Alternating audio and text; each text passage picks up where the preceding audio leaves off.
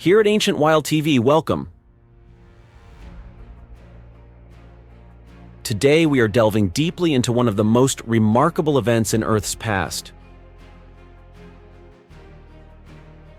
The day an asteroid destroyed the great dinosaurs. Was sudden extinction, or did some species endure longer than formerly believed? Let's solve the riddle of the dinosaur lifespan following the event of world-changing impact. When a massive asteroid the size of Mount Everest crashed into the Yucatan Peninsula at speeds 28 times faster than an AK-47 bullet approximately 66 million years ago, dinosaurs had just about the worst day possible on Earth. The energy equal to 10 billion times that of the Hiroshima bomb was unleashed upon the planet in an instant, causing what many regard to have been the most catastrophic and sudden extinction event of all time.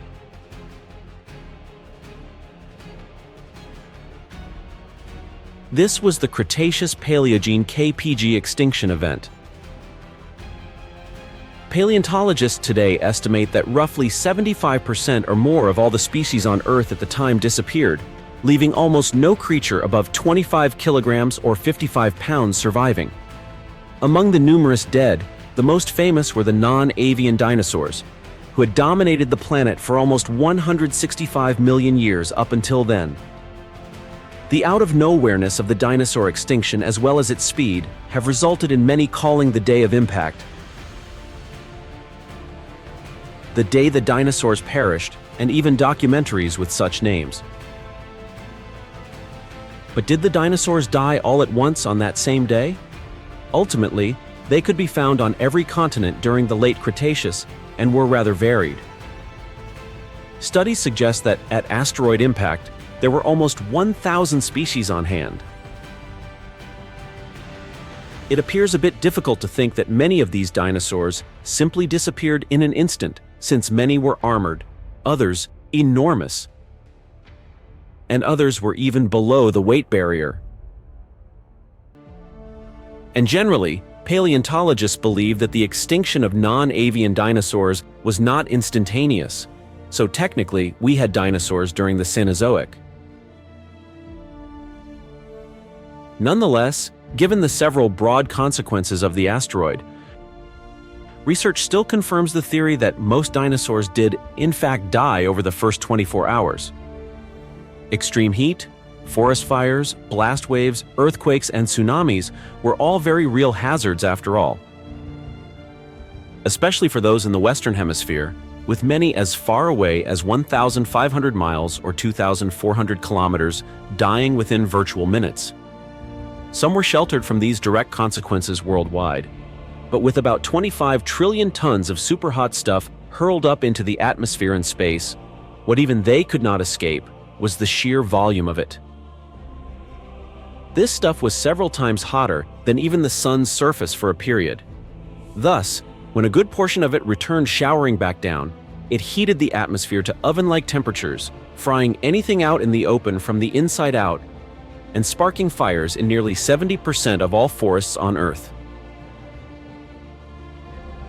This alone left just a few species standing, but in certain more sheltered areas, such as marshes, dense wet forests, and high latitudes, pockets of dinosaurs would have stayed intact.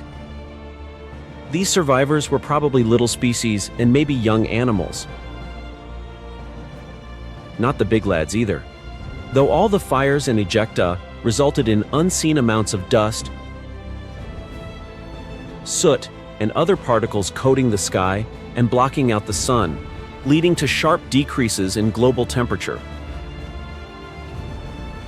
where the average may have dropped as much as 36 degrees Fahrenheit or 20 degrees Celsius. Things were not over for them yet. On top of this, the sun's blocking resulted in constant darkness, which had its own unwelcome problems. The last nail in the coffin for the non-avian dinosaurs is believed to be this terrible winter. Though no one truly knows how long it took for this era to kill the survivors, or if some ever survived this fallout, yet were harmed enough to where they could never ever recover. It is also where things go a bit gray. At least some academics believe that survivors held around for a few weeks, months, or maybe years. Carnivores most likely stayed around the longest, since at the beginning there would have been plenty of carcasses to pick from. While most of their food had been consumed in the forest fires, herbivores were essentially doomed from the start. Some of the luckiest ones might have come upon preserved pockets of flora, but that was only temporary. Then the predators quickly followed the herbivores when one of the most recent studies placed an exact expiry date on dinosaurs of 15 years after D-Day. According to the study, all the dust and other pollutants in the air would have sustained a 15-year dream in which temperatures were low and photosynthesis was virtually totally inhibited, with it fully stopped for at least 1 year. Thought to be already rare, the non-avian dinosaurs gradually dropped like flies inside this period, either freezing or starving to death. And numerous additional studies show comparable time spans, usually all within 100 years. Others have objected to these shorter durations, instead favoring the theory that the end was dragged out across millennia, with small populations persisting well into the early Daunian stage, and so indicating that entire generations of dinosaurs persisted and arose. Based on one 2013 study, which revealed that the collision event killed off every single non-avian dinosaur, many of these longer estimates fall within a few thousand years. Some even approach the tens of thousands of years. Here the theory was that a small number of unidentified species most certainly survived the worst of the asteroid and even saw the world in some sense stabilize. One unusual environment for what dinosaurs were used to would have been mammals significantly increasing in size, insects having a population increase, and gigantic turtles plus crocodilians perhaps being the most common species around. Furthermore, the paleontologists behind the research believe it was these alterations that finally resulted in their painfully gradual ending, with mammals and non-dinosaur reptiles eventually outcompeting what remained of the former leaders. Though the ultimate outcome, that they vanished, did not change, witnessing the Cenozoic,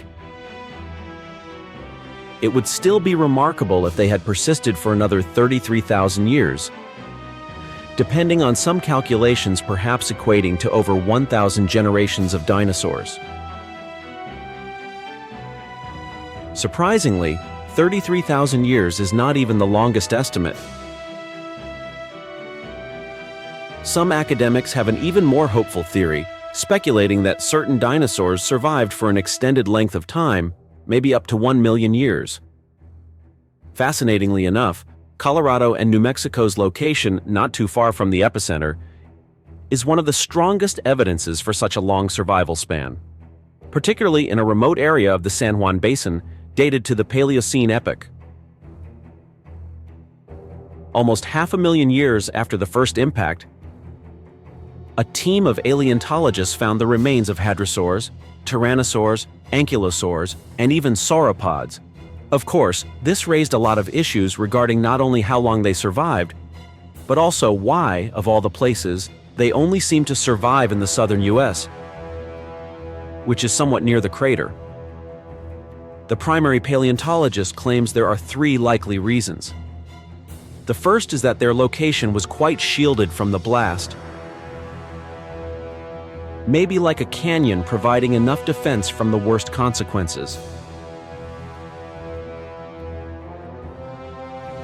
The second, more likely option is that the varied group of survivors came from up north, such as Alberta, Canada, where the effects of the asteroid were considerably less severe, instead from the States. Eventually, once the temperature dropped and resources dwindled, they were driven south, probably where they came upon a little area still able for life. The last theory put forward was that no young or adult individual survived the extinction, since they were simply too large. Instead, their eggs, which were small and sheltered by nests,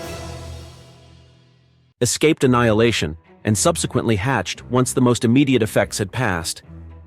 And then, with great luck, they were able to re-establish themselves for 500,000 years.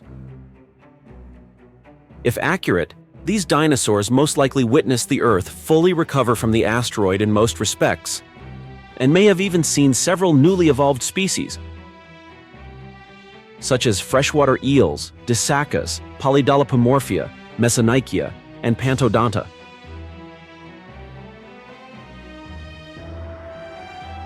Naturally, these discoveries have drawn a lot of criticism from the paleontology community generally. The main argument against them is that these dinosaurs were not from the Paleocene, and that their fossils had simply eroded at some point and were redeposited into younger grounds, so creating the impression that they hadn't died with the rest of their kind. Since many of the bones stayed together, and the most notable example comes from a single hadrosaur, who had 34 of their bones arranged in perfect order. The researchers who made the initial discovery have subsequently come forward and defended their claims. Still, today, most people agree this dubious discovery is essentially useless. Some, notably the larger ones like enormous theropods, nevertheless hold on to the theory that dinosaurs stayed around for much more than we typically credit. Though very theoretical, it has spurred some fascinating issues about how bigger animals would have evolved in a post-Mesozoic environment.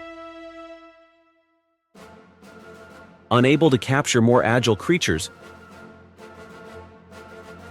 would they have been limited to merely hunting other survivors? Alternatively, did they themselves undergo modifications? Maybe fast shrinking in size due to low supplies, as observed in the case of dwarfism suffered by animals on smaller islands? In the end, though, nobody knows exactly how long our beloved extinct species lived.